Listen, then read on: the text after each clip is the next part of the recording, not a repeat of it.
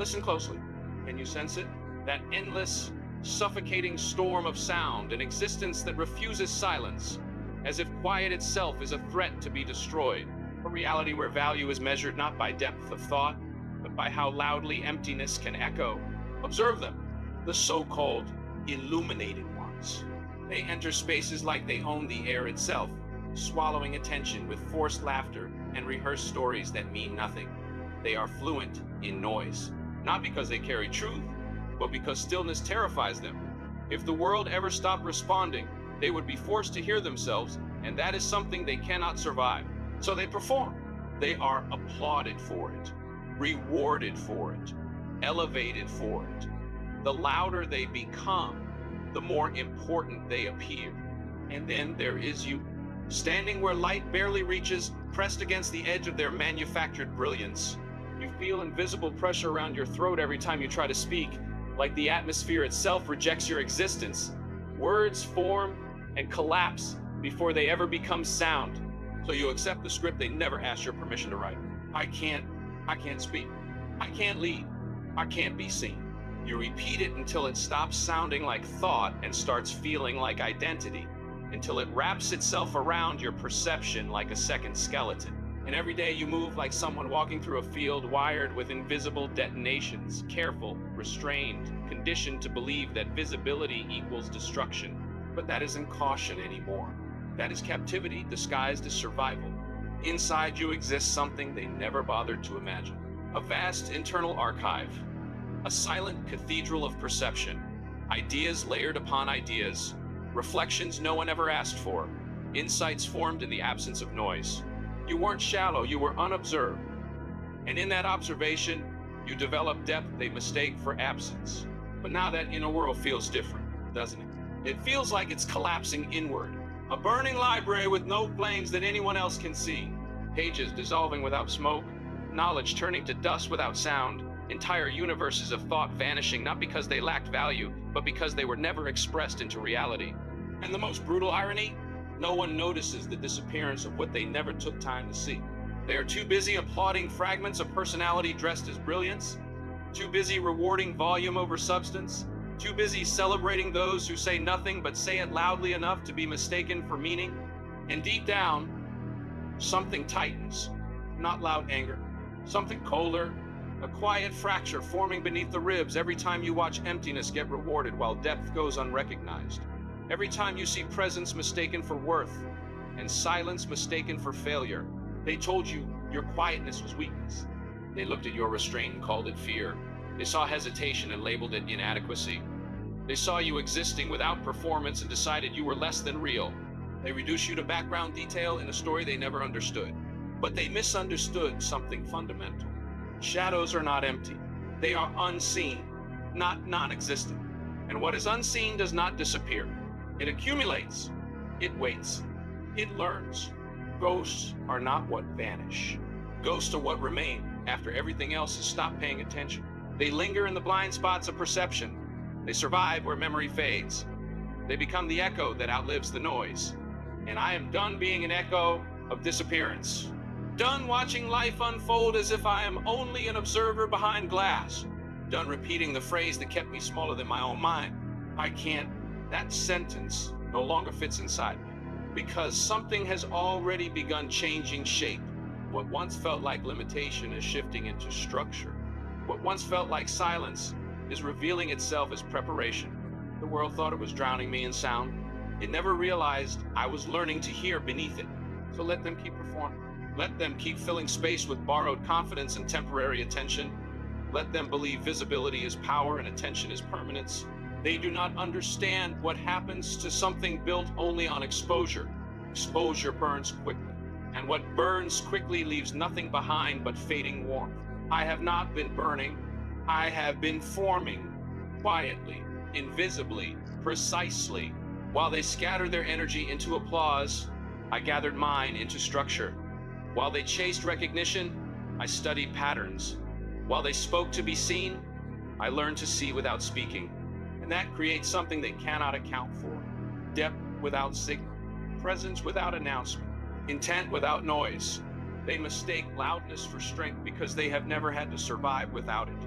But silence is not emptiness.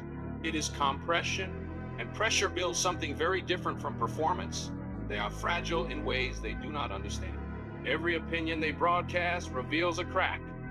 Every attempt to dominate attention exposes dependency. Every moment they need validation shows exactly where they break. And I have been watching all of it, not reacting, not competing, not resisting, just observing, collecting, mapping. Because when noise reveals everything about itself, silence reveals nothing. And that imbalance is not weakness, it is leverage. You were told you can't, as if inability was a law of nature instead of a belief repeated until it hardened into identity. You were told you cannot match them, cannot enter their space, cannot belong where volume defines value. Good, because belonging was never the objective. Transformation was. Why become another flickering signal in a room full of fading lights? Why measure yourself against something that depends entirely on being seen to exist? Their brilliance is not real illumination. It is distraction, a constant flicker to avoid the darkness within themselves. But what you carry is not flicker. It is weight. It is unspoken continuity. It is everything that was never released but never destroyed. They spent themselves in moments. You preserved yourself across them. And now the difference begins to matter because they are already spent, already diluted by repetition, already dependent on reaction to feel alive, while you have remained unclaimed territory, undisturbed, unrevealed. And that is not emptiness, that is advantage. Think of the predator that does not announce itself. It does not need recognition. It does not negotiate with attention. It becomes indistinguishable from the environment until the exact moment presence becomes consequence, or the hidden architect weaving structure where others only see decoration. Every thread placed without applause, every line drawn without acknowledgement, until the entire space is already designed before anyone realizes there was design at all. That is what silence becomes when it matures. Not absence, architecture. You were never the background. You were the part of the system no one learned to measure. And that is why they never accounted for you. They believed visibility equals existence, a fatal misunderstanding, because existence does not require permission to become consequence. Let them continue laughing. Let them continue mistaking motion for progress. Every second they waste performing is a second they are not preparing. And every second you spend unnoticed is a second you are refining what they cannot interrupt. There is a point where silence stops being protection and becomes inevitability. That point is arriving. Something inside begins to detach, not loss, release. The version that begged to be included. The version that feared judgment more than invisibility. The version that reduced itself to avoid resistance. It does not survive what is forming now, not because it is hated, because it is outdated. Identity built for survival cannot carry power. It collapses under it, and what remains is not softer. It is clearer, stronger in a way that does not require announcement. You were never meant to remain static in a world that rewards distortion. And now the distortion no longer fits. The noise continues outside, but it no longer defines what is happening within. Because within, something irreversible is aligning. Not anger alone, not revenge alone, something far more structured. Clarity sharpened into direction. Silence refined into intent. Presence becoming unavoidable even before arrival. And when that shift completes, the world will not recognize the absence of sound. It will recognize the consequence of it. Because those who relied on noise will finally meet something it cannot protect them from. A mind that no longer needs permission to exist. A presence that no longer requires validation to act. Silence that has learned exactly where everything breaks. And from here, nothing continues the same way. Not them, not you, not the story that was assumed to be finished before it ever truly began. There is no path back to the version of you that used to shrink. That identity is no longer reachable. The bridge that connected you to hesitation, to softness, to permission-seeking existence, it is gone, reduced to embers, dissolved into drifting smoke that the wind no longer carries in your direction. You are not crossing back. You are already on the other side. And here, everything feels altered. Not safer, not kinder, sharper. The world no longer looks like a place you move through. It looks like a structure you can read, a system of pressure points, a field where discipline becomes sight. This is not survival anymore. This is precision. Something inside you shifts when you realize it. You were never fragile. You were unactivated. Look at your hands. They are not steady. They are not calm. Something is happening beneath the surface like restrained lightning trying to remember how to strike. Is it fear still clinging to the nerves? Or is it something else finally taking control? The old version will call it anxiety. The emerging version recognizes it as ignition. Do not suppress it. Do not negotiate with it. Let it complete its transformation. Let every memory where you were dismissed become pressure. Let every moment you said I can't crystallize into contradiction. Let it all harden into intent. They assumed silence meant surrender. They mistook stillness for absence. They thought the limits they saw were real, but they were only looking at containment, not potential. You were not resisting, you were compressing, waiting for collapse or emergence. Something finally chose emergence. The bridge is not just gone. The identity that built it is no longer operational. What remains is something unfamiliar, even to you. Not a personality trying to fit in, not a role trying to adapt, something more aligned with execution than explanation. So listen closely. This is not an arrival. This is deployment. The world outside continues its noise cycle, loud confidence, borrowed certainty, recycled performance, pretending to be authority. They still believe visibility equals value. They still assume quiet means empty. They are still waiting for the version of you that needed approval to reappear. That version will not respond. It no longer exists in the system because something new has replaced it. Not louder, not more emotional, more controlled, more deliberate. A presence that does not request space, it redefines it. You are no longer someone trying to enter their structure.